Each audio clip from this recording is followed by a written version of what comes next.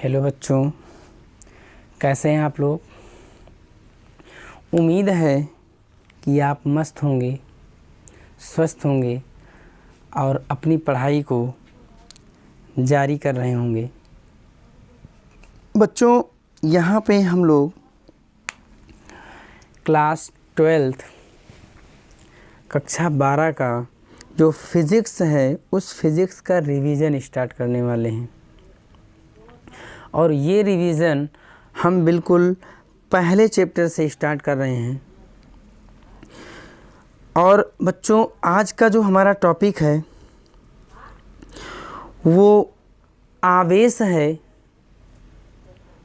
कि आवेश क्या होता है, ये कितने प्रकार का होता है और इसके और भी जो फीचर हैं इन सब के बारे में हम लोग बात करेंगे। इसके बाद का जो टॉपिक हमारा होगा वो कूलाम का नियम होगा।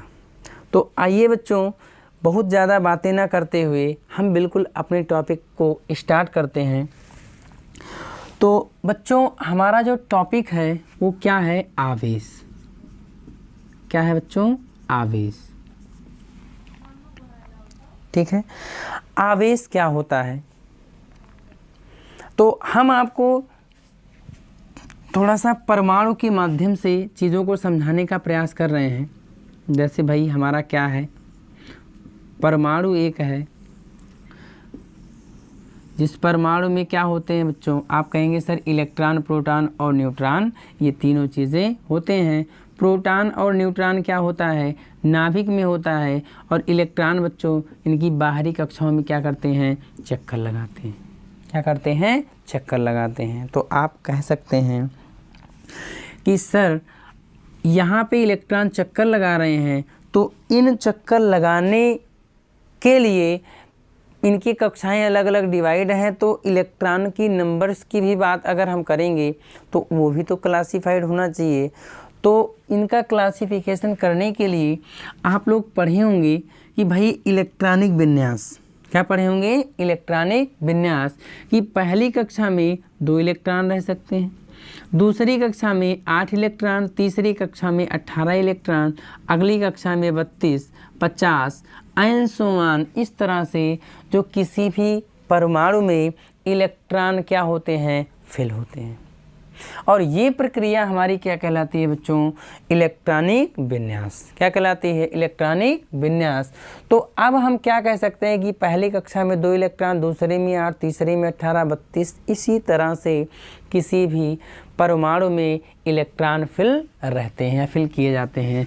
तो आप अगर ना ये चीज़ें रटना चाहो तो एक सिंपल है कि किसी भी कक्षा में जो इलेक्ट्रॉनों की संख्या होती है, अगर हम लिखना चाहें इलेक्ट्रॉनों की संख्या, तो आप कहेंगे कि सर 2n² होती है, जहां n बराबर क्या होता है बच्चों? 1 2 3 4 5 एंड सो ऑन। तो इसी फार्मूले पे n की वैल्यू 1 रखते हैं तो हमें 2 मिलता है, n की वैल्यू 2 रखेंगे तो 4 और ये 2 से मल्टीप्लाई होगा 8 आएगा। इसी फार्मूले में 3 रखेंगे तो हमारा 18 आएगा। इसी फार्मूले में अगर हम 4 रखेंगे तो ये आएगा, 5 रखेंगे तो आगे आएगा, 6 रखेंगे तो अलग मान आएगा। मतलब क्या है कि फार्मूला हमारा यही है जिस फार्मूले से हमारा क्या होता है? आता है। बात समझ में आ रही? तो आप कहेंगे सर ये केमिस्ट्री थोड़ी ना है, ये तो फिजिक्स आप स्टार्ट किए हैं और बोल रहे हैं कि सर यहाँ पे परमाणु और अणु की बातें हो रही हैं। तो भाई ये आपके काम की चीज़ें हैं, इसलिए इसको हम बताना ज़्यादा उचित समझ रहे हैं। ठीक है, क्योंकि इसी के आधार पे जो आपका डाउट है, अभी आवेश पे जो डाउट मैक्सिमम बच्चों को होता है, वो डाउट हम दूर करने के लिए इस प्रक्रिया को बता रहे हैं। आइए एक एग्जाम्पल लेते हैं। जैसे अगर कहें बच्चों आपसे सोडियम का परमाणु क्रमांक कितना होता है, तो आप कहेंगे सर 11 होता है। आप बताओ पहली कक्षा में 2 इलेक्ट्रॉन, दूसरी में 8, तीसरी में 18, तो आप बताओ 2 इलेक्ट्रॉन 8 क्या कितना है? 11 है। कितना बच रहा है बच्चों? 1 बच रहा है। अर्थात लास्ट ऑर्बिट में कितना इलेक्ट्रॉन बच रहा है? 1 बच रहा है। अगर हम कहते हैं बच्चों क्लोरीन, तो ये क्या होता है? 17 होता है। तो इसका इलेक्ट्रॉनिक विन्यास बच्चों करेंगे 2 8 और लास्ट में क्या होगा? आप कहेंगे सर 7 होगा। बातें समझ आ रही है? तो यहाँ पे बच्चों ज़रा देखिए कि अब होगा क्या, यहाँ पे इलेक्ट्रॉन क्या है, अधिक है, यहाँ पर इलेक्ट्रॉन कम है। तो आप कहेंगे सर जी आप कैसे जान पाए कि अधिक या कम है? तो हम इन चीज़ों को देख रहे हैं कि 8 दूसरे में है, यहाँ 7 है। अब हम ये दिमाग लगा रहे हैं कि क्यों ना एक इलेक्ट्रॉन कहीं से हमें मिल जाए तो अपना काम क्या होगा, बन जाएगा। बातें समझ आ रही है ना? तो करेंगे क्या कि ये इस कंडीशन में आने के लिए क्या करेंगे, इलेक्ट्रॉन को त्याग करेंगे, क्योंकि वास्तविकता में अगर 18 टोटल बन रहा है तभी ये अस्थायी होगा, लेकिन ऐसा नहीं, यहाँ अभी कितना है, 17 है। तो करेगा क्या भाई कि ये सोच रहा है कि हम 8 हमारे लास्ट ऑर्बिट में बन जाए, और ये सोच रहा है कि हमारे लास्ट ऑर्बिट में क्या हो जाए, 8 इलेक्ट्रॉन हो जाए। तो दोनों लोग क्या किए, थोड़ा सा दिमाग लगाए और कह रहे हैं कि कोई बात नहीं भाई, आप हमारा इलेक्ट्रॉन ले लीजिए, हम भी स्वतंत्र हो गए और आप भी स्वतंत्र हो गए। बात समझ रहे हो ना? तो अब किए क्या कि इलेक्ट्रॉन का ये स्थानांतरण कर दी। तो आप बताओ इलेक्ट्रॉन की इनके पास क्या हो रही है, कमी हो रही है, और इनके पास इलेक्ट्रॉन की कितनी क्या हो रही है बच्चों, अधिकता। पहले 7 था, एक और आ गया, क्या हो गया, 8। यहाँ पहले 11 था, एक चला गया, क्या हो गया, 10। बात समझ में आ रही है? तो मतलब क्या हम कह सकते हैं कि इस पर जो आवेश आया ये क्या हुआ बच्चों, प्लस, और इस पर क्या आया, माइनस। तो हम क्या कहना चाहें, अगर हम ऐसे कह दें कि आवेश क्या है, तो ये बोल सकते हैं कि इलेक्ट्रॉनों की अधिकता अथवा इलेक्ट्रॉनों की कमी के कारण जो गुण उत्पन्न होता है उसे बच्चों क्या बोलते हैं हम लोग, आवेश बोलते हैं। क्या बोलते हैं, आवेश। और ये बच्चों आवेश जो हमारा होता है ये मेनली 2 प्रकार का होता है। कितने प्रकार का होता है बच्चों, 2 प्रकार का। एक पहला होता है धनावेश। क्या होता है बच्चों, धनावेश। और दूसरा क्या होता है, आप कहेंगे सर ऋणावेश। क्या होता है, ऋणावेश। तो हम लोग बच्चों आवेश को क्यू से प्रदर्शित करते हैं, धनावेश को प्लस क्यू से, और ऋणावेश को किससे, माइनस क्यू से। तो आप कहेंगे कि सर आपने तो आवेश की डिफिनीशन बता दिया, लेकिन हमने किताबों में कुछ दूसरी डिफिनीशन देखा है भाई। तो आप जो देखे हैं उसको भी हम बताएंगे, आप पेशेंस रखिए भाई, है ना, धैर्य रखिए, आपको चीज़ें भी हम बताने वाले हैं, है ना। तो ये तो आवेश का हमने जो डिफिनीशन बताया कि किसी पदार्थ में इलेक्ट्रॉनों की अधिकता अथवा इलेक्ट्रॉनों की कमी के कारण जो गुण उत्पन्न होता है उसे बच्चों हम लोग क्या बोलते हैं, आवेश बोलते हैं। आवेश हमारे 2 प्रकार के होते हैं। एक पहला होता है बच्चों धनावेश, और दूसरा क्या होता है, ऋणावेश। अगर हम धनावेश की बातें कहना चाहें तो हम कह सकते हैं कि किसी पदार्थ में इलेक्ट्रॉनों की कमी के कारण, इलेक्ट्रॉनों की किसके कारण भैया, कमी के कारण जो गुण उत्पन्न हो रहा है उस गुण को हम लोग क्या बोलेंगे बच्चों, धनावेश। क्या बोलेंगे, धनावेश। मतलब यहाँ से इलेक्ट्रॉन कम हो रहा है कि नहीं हो रहा है, अगर कम हो रहा है तो ये हमारा क्या कहलाएगा, धनावेश कहलाएगा।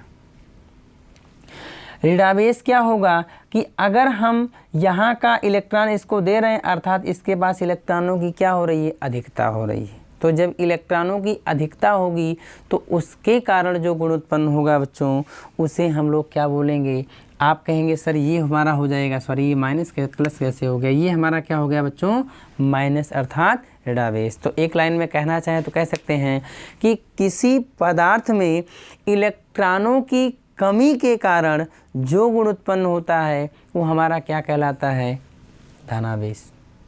इलेक्ट्रॉनों की अधिकता के कारण जो गुण उत्पन्न होता है वो हमारा क्या कहलाता है बच्चों, ऋणावेश। बात समझ में आई? तो आपके किताबों में जो डिफिनीशन है वो ये है कि किसी पदार्थ का वह गुण, किसी पदार्थ का वह गुण जिसके कारण उसमें वैद्युत व चुंबकीय क्षेत्र उत्पन्न होते हैं क्या कहलाते हैं बच्चों, आवेश। एक बार फिर से कि किसी पदार्थ का वह गुण जिसके कारण उस पदार्थ में वैद्युत व चुंबकीय क्षेत्र उत्पन्न होते हैं क्या कहलाते हैं?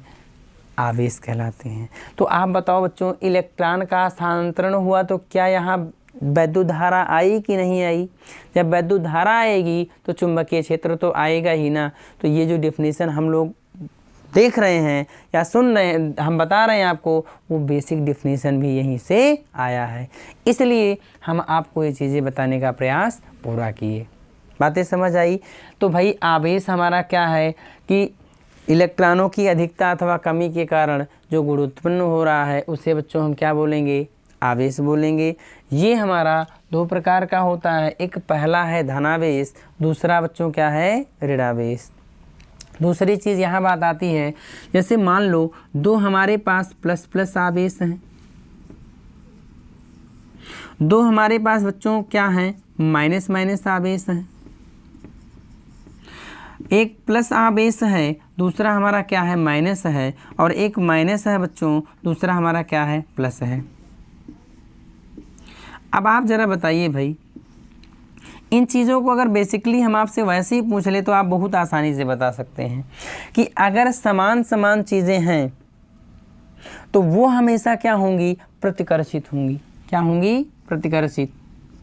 अगर कहीं पे चुनाव हो रहा है, अगर किसी कैंडिडेट की बात कर लें, अगर सेम चीज़ें या उसी चुनाव में लड़ रहे हैं तो दोनों एक दूसरे से क्या होंगे? दूर जाने का प्रयास करेंगे। लेकिन वही चीज़ कि एक अपर पोस्ट का हो, एक लोअर पोस्ट का हो, तो क्या करेंगे? एक दूसरे से आकर्षित हो सकते हैं। ठीक है ना? तो वही चीज़ है बच्चों कि समान आवेश अगर हमारा होगा तो वो क्या होगा? प्रतिकर्षित होगा। और अगर विपरीत होंगे बच्चों तो क्या करेंगे भाई? तो आप कहेंगे सर ये हमारे क्या हैं? विपरीत नहीं, समान है, ये हमारे प्रतिकर्षित होंगी, और ये हमारे क्या है बच्चों? विपरीत हैं, तो ये क्या होंगी? आकर्षित। तो हम कह सकते हैं कि समान आवेशों के मध्य जो लगने वाला बल है वो प्रतिकर्षण का बल है बच्चों। अर्थात यहाँ हम क्या कह सकते हैं इन दोनों को समझने के लिए? प्रतिकर्षण। क्या बच्चों? प्रतिकर्षण बल, है ना? और इन दोनों के मध्य जो बल कार्य करेगा ये क्या होगा? आकर्षण बल। क्या होगा बच्चों? आकर्षण बल। तो यानी इन दोनों के मध्य लगने वाला बल आकर्षण और प्रतिकर्षण, और इन दोनों के मध्य लगने वाला बल क्या होगा बच्चों? आकर्षण का होगा। बातें समझ आई? तो यहाँ पे हमने आपको ये चीज़ें बताया कि समान रहेंगे तो क्या होगा, विपरीत रहेंगे तो क्या होगा, है ना? तो यानी यहाँ पे आपको कुछ एग्जाम्पल और भी चीज़ें मिल जाएंगी, है ना? उस पे बातें हम लोग नहीं कर रहे हैं बहुत अधिक से अधिक। तो अगला हमारा जो टॉपिक है भाई, ये तो हमने आवेश के बारे में बता दिया कि आवेश क्या होता है, आवेश कितने प्रकार का होता है। अपने तरफ से हमने पूरा प्रयास किया कि आवेश की जो डिफिनीशन है या आवेश क्या होता है, इन पे हम आपको बातें बता दी, है ना? क्लियर है? आगे बढ़ें। अब अगला जो हमारा टॉपिक है, जिस टॉपिक का आप इंतज़ार कर रहे होंगे कि सर कूलाम का नियम आप पहले बताए और वो भी स्टार्ट नहीं किए, तो चलो भाई कूलाम का नियम भी थोड़ा सा समझ लिया जाए, है ना, कि कूलाम का नियम हमारा होता क्या है। तो अगला हमारा टॉपिक है बच्चों कूलाम का नियम। क्या है बच्चों? कूलाम का नियम। तो कूलाम का नियम क्या होता है? हम मान ले रहे हैं कि दो हमारे पास क्या है बच्चों? आवेश हैं। पहला आवेश क्या है? Q1 है, दूसरा आवेश क्या है बच्चों? Q2 है। इन दोनों के बीच की दूरी हम क्या कर लें? स्मॉल r मान लें। क्या मान लें? Small r। तो आप बताओ, जब दो आवेश होंगे तो ऐसा भी हो सकता है कि दोनों प्लस प्लस हों, ऐसा भी हो सकता है कि दोनों माइनस माइनस हो, ऐसा भी हो सकता है एक प्लस एक माइनस हो। 3 कंडीशनें 4 कंडीशनें बनती हैं ना। तो इन्होंने किसी प्लस माइनस या माइनस प्लस वाले पे बात नहीं किया, वो ये केवल यही कहे कि अगर दो आवेश हैं तो उनके मध्य चाहे आकर्षण बल लग रहा है या उनके मध्य प्रतिकर्षण बल लग रहा है, हमें इससे मतलब नहीं है। जो दोनों बल लग रहा है या उसके दूरी पर डिपेंड कर रहा है, और लगने वाला जो बल है वो उनके आवेशों पर डिपेंड कर रहा है। तो उन्होंने क्या कहा कि जो लगने वाला बल है बच्चों, वह इनके आवेशों के गुणनफल के अनुक्रमानुपाती होता है। क्या होता है? अनुक्रमानुपाती। समीकरण नंबर इसे 1 बना ले रहे हैं। तथा उन्होंने क्या कहा कि जब हम दूरी का मान क्या करते हैं बच्चों? कम करते हैं। मान लीजिए जैसे ये है, दूरी का मान कम किए, दो आवेश यहाँ है, दोनों आवेशों को पास ले आए भाई, तो लगने वाला बल क्या हो गया, अधिक। दोनों आवेशों को दूर ले गए, लगने वाला बल क्या हो गया, कम हो गया। अर्थात बल लगना इनके दूरी पर डिपेंड कर रहा है। बात समझ में आ रही है ना। तो अगर हम बल अधिक चाहते हैं तो इसकी दूरी क्या करनी पड़ेगी बच्चों, कम करनी पड़ेगी। तो एक्सपेरिमेंटली आधार पे उन्होंने बताया कि जो दूरी है इसके वर्ग के व्युत्क्रमानुपाती होता है उन दोनों आवेशों पर लगने वाला बल। इन दोनों को एक साथ हम कंप्रोमाइज़ कर लें तो क्या आ जाएगा बच्चों, Q1 Q2 अपान क्या आएगा बच्चों, R²।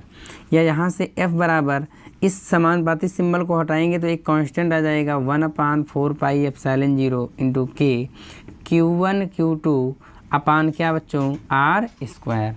क्या आ गया, R²।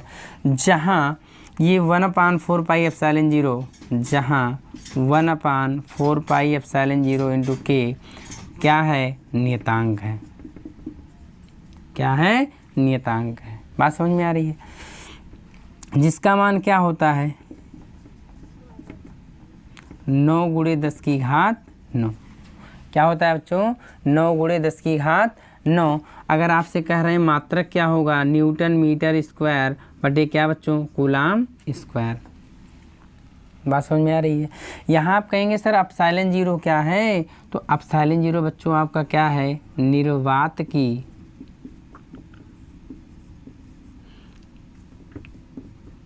वैद्युतशीलता।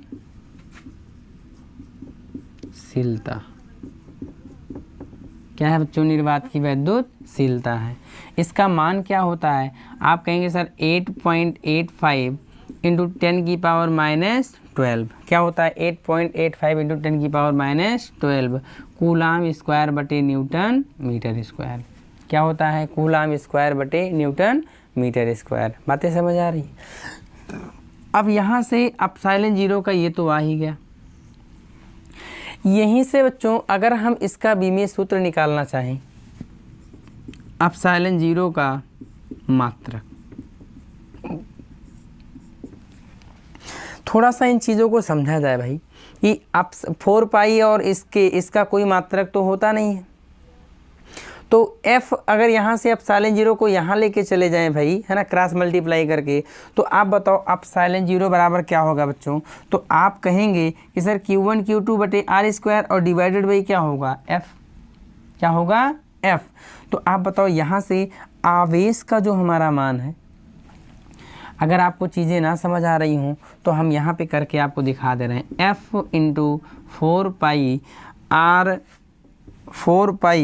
एप्सिलॉन 0 इंटू K और इंटू क्या है बच्चों, R² बराबर क्या आएगा, Q1 Q2, यही तो आएगा।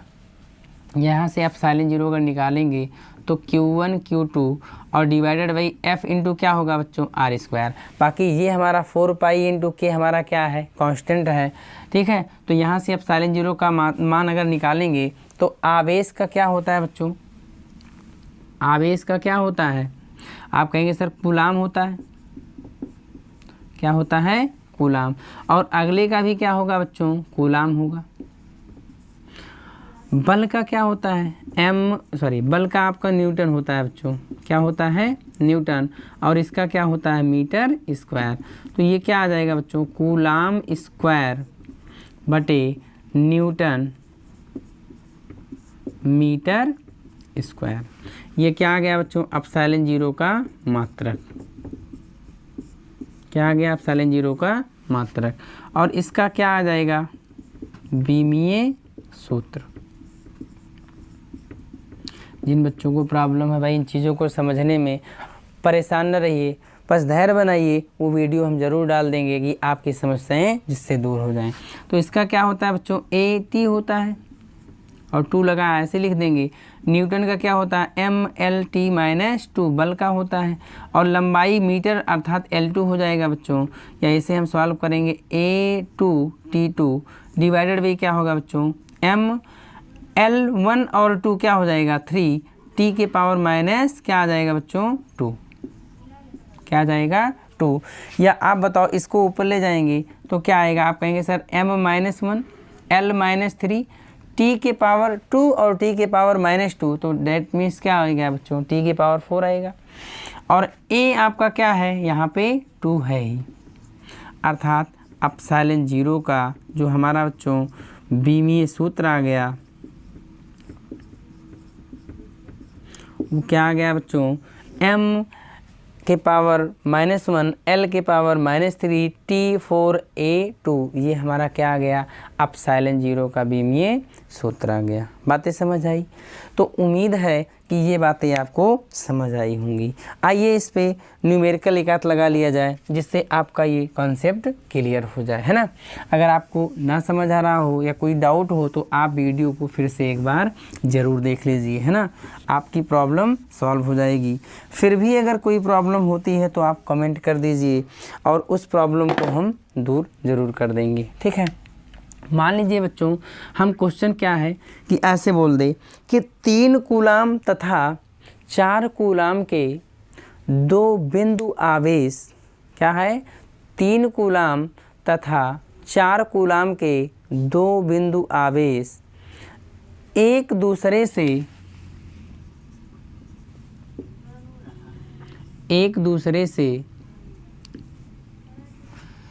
10 मीटर की, कितनी दूरी पर बच्चों, 10 मीटर की दूरी पर स्थित हों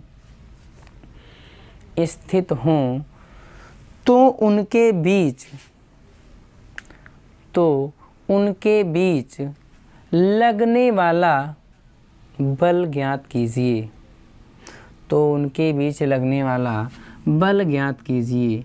बच्चों Q1 बराबर 3 कूलाम दिया है, Q2 बराबर कितना है, 4 कूलाम है, दूरी हमारी बच्चों कितना है, 10 मीटर है, और हमें निकालना क्या है बच्चों, F का मान निकालना है। हम लोग जानते हैं बच्चों 1/4 pi epsilon 0 into 1/4 pi epsilon 0 y निर्वात के लिए k की वैल्यू 1 रख देंगे, Q1 Q2 अपान बच्चों क्या, r²।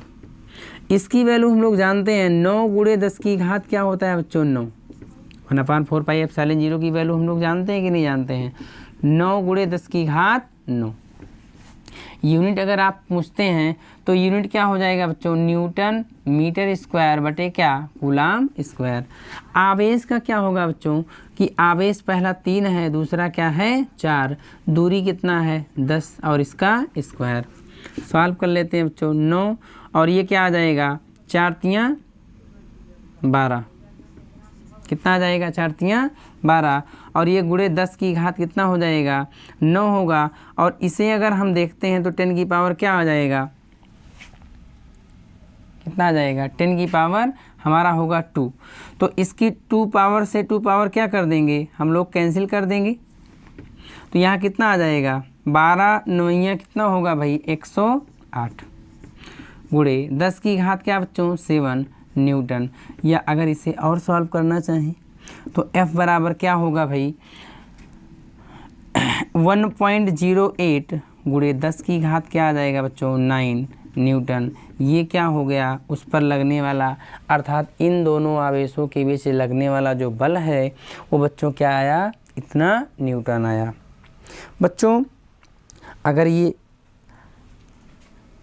क्लासें अगर आपको समझ आ रही हैं या अगर आपको क्लासें अच्छी लग रही हैं तो आप इस चैनल को सब्सक्राइब करिए और अपने मित्रों तक ज़रूर शेयर करिए, ठीक है। Thank you.